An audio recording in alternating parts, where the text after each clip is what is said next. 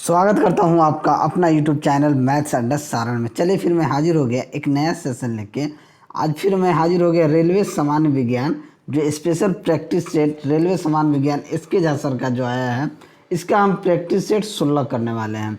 तो चलिए, अगर आप हमारे चैनल पर नए हैं तो चैनल को सब्सक्राइब कर लें और वीडियो को अंत तक देखें ताकि आपको इसका फ़ायदा मिल सके। और देखिए, इसका मैंने अभी तक 15 प्रैक्टिस सेट करा दिया। अगर आपने नहीं देखा है तो मैंने प्लेलिस्ट बना दिया है, आप वहां से जाके देख सकते हैं। और घर में रहें, सुरक्षित रहें और पढ़ते रहें। तो चलिए, आज का पहला क्वेश्चन क्या है हम देखते हैं। पहला क्वेश्चन है कि एक समान त्वरित गति के लिए वेग समय ग्राफ क्या होता है। तो एक समान त्वरित गति के लिए वेग समय ग्राफ क्या होता है, ये हम देखते हैं। देखिए, ये वेग और ये समय का ग्राफ है, ठीक है। ये वेग का है और ये समय का ग्राफ है, ठीक है। जब एक समान जो होता है, अब मान लीजिए यहाँ से इस तरह गया, ठीक है, ये ए है और इसको बी पॉइंट मान लिए। यहाँ से ये जब ये टी का है और ये वी का है, ठीक है। तो यहाँ पे u बराबर नहीं होगा किसके, जीरो के। u बराबर नहीं होगा जीरो के। यदि कोई वस्तु अशून्य प्रारंभिक वेग से एक नियत त्वरण से गतिमान है, तब वेग समय ग्राफ मूल बिंदु से न गुजर के वो कहाँ से गुजरती है, एक सरल रेखा ए बी से गुजरती है। कहाँ से गुजरती है, एक सरल रेखा ए बी से गुजरती है। तो इस स्थिति में वेग और समय ग्राफ क्या होता है, एक सरल रेखा होता है। तो ऑप्शन ए हमारा सही आंसर हो जाएगा। अगला क्वेश्चन देखते हैं, क्वेश्चन नंबर 2 कि एक प्रयुक्त बल तथा पिंड का विस्थापन एक दूसरे से 90 डिग्री पे बनता है, तो किया गया कार्य क्या होता है। तो जब 90 डिग्री पे होता है तो किया गया कार्य क्या होता है। देखिए, W बराबर एफ एस कॉस थीटा, और कॉस थीटा क्या होता है, कॉस 90 डिग्री का मान क्या होता है, जीरो होता है। तो वर्ग क्या हो जाएगा, ये टोटल वर्ग जीरो हो जाएगा। तो ऑप्शन कौन सा सही आंसर हो जाएगा, तो ऑप्शन सी हमारा सही आंसर हो जाएगा। चलिए, अगला क्वेश्चन। अगर वीडियो आपको अच्छा लगे तो वीडियो को आप लाइक ज़रूर करें। नेक्स्ट देखते हैं, 0.1 किलोग्राम वजन की एक गेंद को स्थिर स्थिति से गिराया जाता है। जब वो 2 मीटर की दूरी से गिरती है तो गुरुत्वाकर्षण के बल से लगने वाला कार्य कितना होगा। स्मॉल जी जो लेना है आपको 9.8 मीटर पर सेकेंड लेना है। अब देखिए, अगर हम यहाँ एम देखें तो एम आपका 0.1 किलोग्राम है। एच देखें तो 2 मीटर एच है। स्मॉल जी आपको क्या लेना है, तो 9.8 मीटर पर सेकेंड लेना है। तो स्थितिज ऊर्जा क्या हो जाएगी, mgh क्या हो जाएगी, जो पोटेंशियल एनर्जी होगी वो क्या हो जाएगी, mgh। m कितना है आपका, m 0.1 है, h आपका कितना है, 2 है, और g आपका 9.8 है। अब इसका गुना कर लीजिए। अगर इसे हम टोटल 10 मान लें तो 10 दूना 20, ये हो जाएगा 2 के आसपास। 2 के आसपास होगा यानी कि 1.96 जूल हो जाएगा। तो ऑप्शन ए हमारा सही आंसर हो जाएगा। अगला क्वेश्चन देखते हैं कि कभी कभी मोड़ पर मुड़ते समय कार पलट जाती है। जिस समय कार पलटती है तब क्या होता है।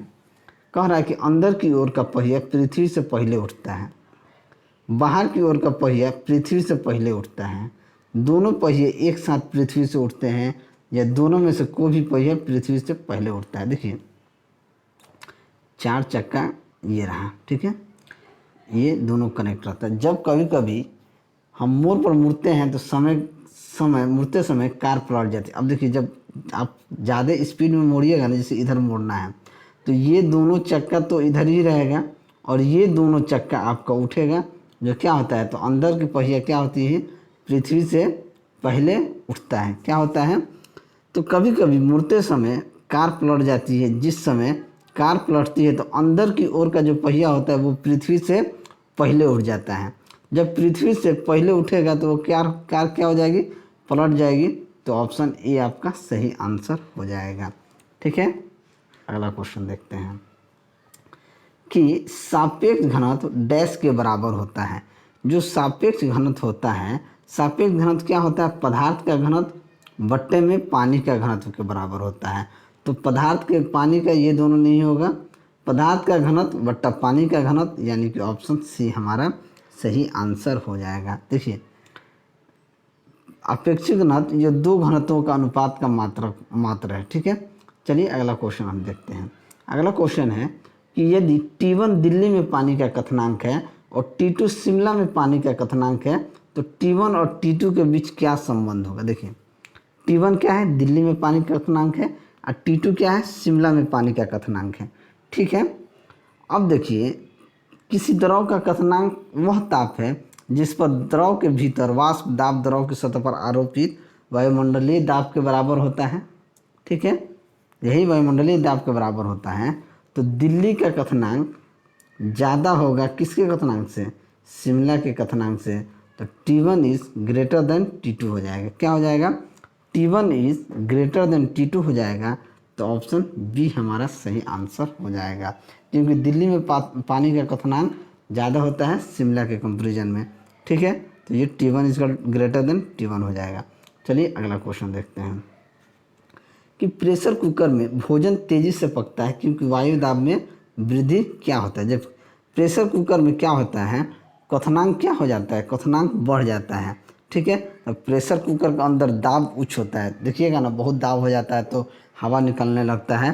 तो दाब भी प्रेशर कुकर के अंदर ज़्यादा होता है, जिसके कारण क्या होता है, क्वथनांक बढ़ जाता है।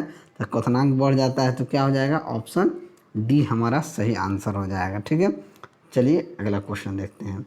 निम्नलिखित का मिलान करें, यानी इसका मिलान करना है कि विद्युत चुंबकीय तरंगे और प्रयोग। ठीक है, देखिए रेडियो तरंगे, रेडियो तरंगे क्या होता है, तो सेलुलर फोन। ये रेडियो तरंगे फोन का उपयोग किसके द्वारा होता है, तो रेडियो तरंग के द्वारा होता है। सूक्ष्म तरंगे क्या होता है, विमान का नेविगेशन में इस्तेमाल, यानी रडार कह सकते हैं। तो ये हो गया। और रक्त किरणें क्या होगा, यानी घरेलू इलेक्ट्रॉनिक्स सामान जो है, रिमोट स्विच क्या हो जाएगा, ये आपका और रक्त किरणें हो जाएंगे, इसको ए से मिला दीजिए। गामा किरणें क्या होता है, तो गामा किरणें कैंसर कोशिकाओं को नष्ट करने का दवा है, तो ये इससे कनेक्ट हो जाएगा। यानी कि पी का 3,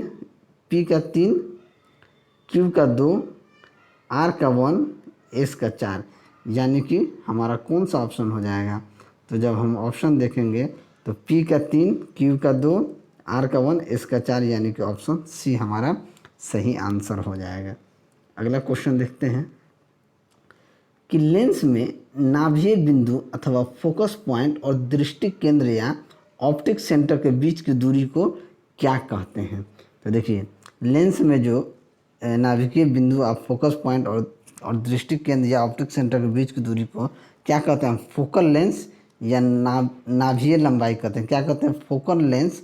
तो ऑप्शन सी हमारा सही आंसर हो जाएगा। और देखिए गोलीय दर्पण के ध्रुव तथा मुख्य फोकस के बीच की दूरी को उस दर्पण की क्या कहते हैं, फोकस दूरी कहते हैं। ठीक है, तो चलिए फोकल दूरी हमारा क्या हो जाएगा, फोकल लेंस या नाभीय लंबाई हमारा आंसर हो जाएगा। अगला क्वेश्चन देखते हैं कि एक चुंबक के ध्रुव यानी चुंबक के पोल क्या होते हैं, तो अलग नहीं किए जा सकते, अलग किए जा सकते हैं, अलग अलग प्रयोग में लाए जा सकते हैं। तो देखिए एक चुंबक के जो पोल्स होते हैं ना, आप उसे अलग नहीं कर सकते हैं। ठीक है, आप देखेंगे जब चुंबक हाथ में लीजिएगा तो उसके पोल को आप अलग नहीं कर पाएंगे। ठीक है, तो ऑप्शन ए आपका सही आंसर हो जाएगा। चुंबक में केवल एक ध्रुव का कोई अस्तित्व नहीं है, तो उसमें 2 पोल होते हैं, नॉर्थ और साउथ जो पोल होते हैं वो। ठीक है, चलिए अगला क्वेश्चन देखते हैं। अगला क्वेश्चन है कि प्रकाश उत्सर्जक डायोड एलईडी इलेक्ट्रॉनिक उपकरणों में प्रयोग किया जाता है, जैसे टेलीविज़न डैश छोड़ती है। टेलीविज़न क्या छोड़ती है, तो रेडियो तरंगे छोड़ती है। तो ऑप्शन सी आपका सही आंसर हो जाएगा। अगर एलईडी का पूरा नाम बताएं तो लाइट इमिटिंग डायोड होता है। ठीक है, एलईडी प्रकाश उत्सर्जित करता है, ये बहुत कम विद्युत खर्च करता है। ठीक है, चलिए अगला क्वेश्चन देखते हैं। कह रहा है कि किसी तत्व के परमाणु में उपस्थित इलेक्ट्रॉनों की संख्या उसके डैश के बराबर होती है। तो किसी तत्व के परमाणु में उपस्थित इलेक्ट्रॉन उसके परमाणु क्रमांक के बराबर होते हैं। किसके बराबर होती है, परमाणु क्रमांक के बराबर होती है। तो ऑप्शन ए आपका सही आंसर हो जाएगा। चलिए अल्फा बीटा तथा गामा किरणों की भेदन क्षमता का अवरोही क्रम क्या होगा, कई बार क्वेश्चन पूछा गया है। तो देखिए अल्फा बीटा गामा का जो भेदन क्षमता होता है वो गामा बीटा अल्फा होता है, यानी कि इसको पलट दीजिए। पहले दाहिने तरफ अल्फ़ा लिखिए, फिर बीटा लिखिए, गामा लिखिए। यानी गामा का सबसे ज़्यादा होता है, उसके बाद बीटा का, उसके बाद अल्फ़ा का। ठीक है, अल्फ़ा बीटा गामा, तो अल्फ़ा बीटा गामा दाहिने तरफ से लिख दीजिएगा, भेदन क्षमता उसी का ज़्यादा होगा। ज़्यादा गामा का होता है, उसके बाद बीटा का, उसके बाद अल्फ़ा का। तो ऑप्शन बी आपका सही आंसर हो जाएगा। अल्फ़ा का क्या होता है, प्रकाश वेग का 1/10वां भाग होता है। ठीक है, बीटा का 9/10वां भाग होता है। ठीक है, तो ये होता है, तो इस चीज़ को आप ध्यान में रखेंगे। सबसे ज़्यादा भेदन क्षमता गामा का होता है। ठीक है, अगला क्वेश्चन देखते हैं कि विरंजक चूर्ण के संबंध में कौन सा कथन असत्य है। तो विरंजक चूर्ण जल में पूर्णतः विलय होता है, हल्के पीले रंग का होता है, यह ऑक्सीकृत होता है, यह तनु अम्ल की प्रक्रिया में क्लोरीन उत्पन्न करता है। तो ये हल्के पीले रंग का चूर्ण नहीं होता है, यही कथन क्या हो जाएगा, असत्य हो जाएगा। जबकि जल में पूर्णतः विलय होता है, यह ऑक्सीकृत होता है, यह तनु अम्ल की प्रक्रिया से क्लोरीन उत्पन्न करता है। ये सारी क्या हो जाएंगे, सही हो जाएगा। ठीक है, तो असत कौन हो जाएगा, हल्के पीले रंग का चूर्ण है, ये गलत हो जाएगा। ठीक है, विरंजक चूर्ण ऑक्सीडेशन के माध्यम से रंगों या दाग धब्बों को हटाता है। ये जो चूर्ण है रंग या दाग धब्बों को हटाता है, और कैल्शियम हाइपोक्लोराइड का होता है। ठीक है, अगला क्वेश्चन देखते हैं कि अमोनिया का व्यावसायिक निर्माण किस प्रक्रिया से होता है। तो अमोनिया का व्यावसायिक निर्माण जो होता है ये हैबर प्रक्रिया से होता है। तो ऑप्शन डी हमारा सही आंसर हो जाएगा। अमोनिया की संरचना टेट्राहेड्रल एवं आकृतीय पिरामिडल होती है। अमोनिया कॉपर सल्फेट के घोल से प्रतिक्रिया करके गहरे नीले रंग का जटिल यौगिक जो क्यूपरिक अमोनिया सल्फेट को बनाता है। ठीक है, चलिए अगला क्वेश्चन देखते हैं। आधुनिक आवर्त सारणी के किस समूह में हैलोजन रखा जाता है। तो हैलोजन जो है वो 17वें समूह में हैलोजन को रखा जाता है। तो ऑप्शन सी हमारा सही आंसर हो जाएगा। ठीक है, हैलोजन मुक्त अवस्था में नहीं पाए जाते हैं, ये भी आप दिमाग में रखेंगे। और आधुनिक आवर्त सारणी में ये किस समूह में है, तो 17वें समूह में है। अगला क्वेश्चन देखते हैं कि द्रवीकृत पेट्रोलियम गैस एलपीजी का उपयोग किया जाता है। तो एलपीजी का उपयोग कहाँ कहाँ किया जाता है।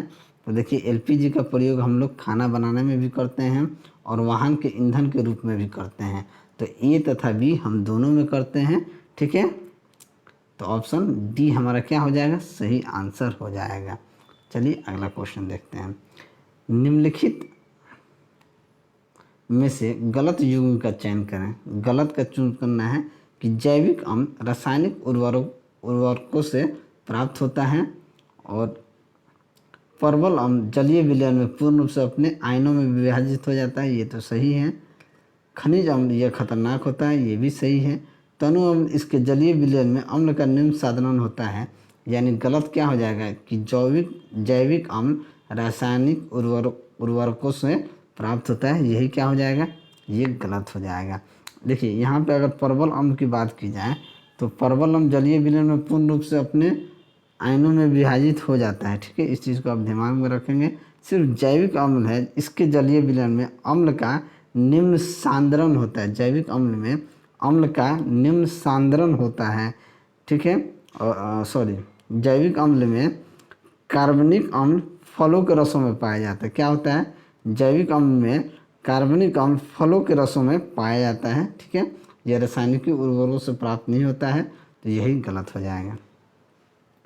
अगला देखते हैं कि साबुन निर्माण की प्रक्रिया में साबुन के साथ उप उत्पाद के रूप में किस पदार्थ का निर्माण होता है। उप उत्पाद के रूप में ग्लिसरॉल का निर्माण होता है। तो ऑप्शन सी आपका सही आंसर हो जाएगा। ठीक है, साबुन में ग्लिसरॉल यूज होता है। ठीक है, नेक्स्ट, पाचन के बाद कार्बोहाइड्रेट को परिवर्तित कर दिया जाता है।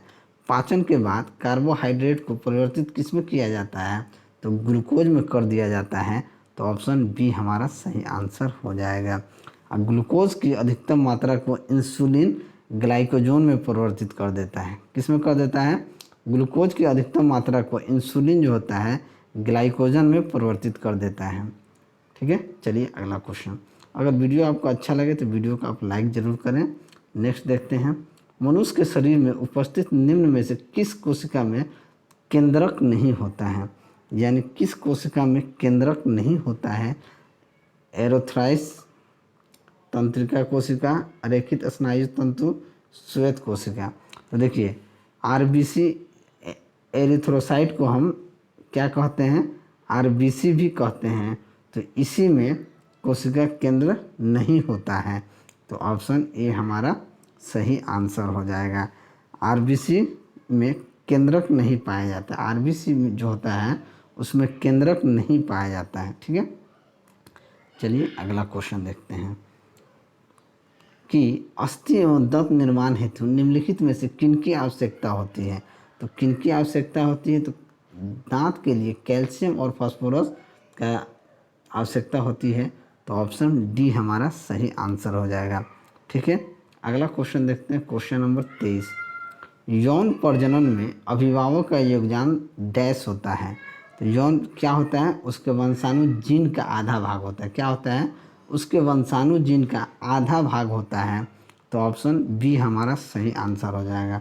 अगर पुरुष की शुक्राणु की बात की जाए तो 23 गुणसूत्र होते हैं, महिला के अंडाणु में 23 गुणसूत्र होते हैं। ठीक है, चलिए आगे बढ़ते हैं। विकास का मुख्य कारक है। तो विकास का मुख्य कारक क्या है? तो विकास का मुख्य कारक है प्राकृतिक वर्ण।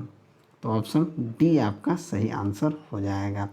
और अंतिम क्वेश्चन देखते हैं कि खाना बनाने एवं स्वाद हेतु प्रयोग किया जाने वाला अदरक एक राइजोम है जो ये कहाँ? तो ये भूमिगत तना है, भूमिगत जड़ है भूमि के ऊपर, ये भूमिगत तना होता है। ठीक है, तो ऑप्शन ए आपका सही आंसर हो जाएगा।